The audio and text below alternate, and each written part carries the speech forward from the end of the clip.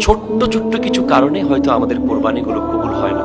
কোরআন কারীমে রব্বুল আলামিন ইরশাদ করছেন, লা ইয়ানালাল্লাহু লুহুমুহা ওয়ালা দিমাউহা ওয়ালাকিন ইয়ানালুহুত তাকওয়া মিনকুম। তোমাদের পক্ষ থেকে আল্লাহর কাছে কোরবানির পশুর রক্ত, চর্বি, মাংস, চামড়া কিছুই পৌঁছায় না, একমাত্র অন্তরের তাকওয়াটাই শুধু আল্লাহর কাছে পৌঁছায়।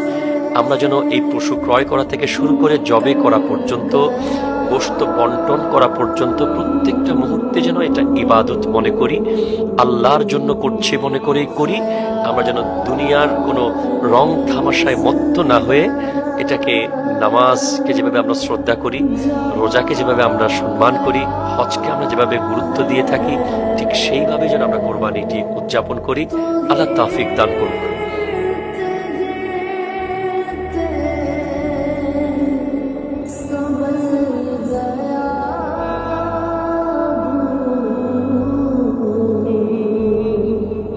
خيال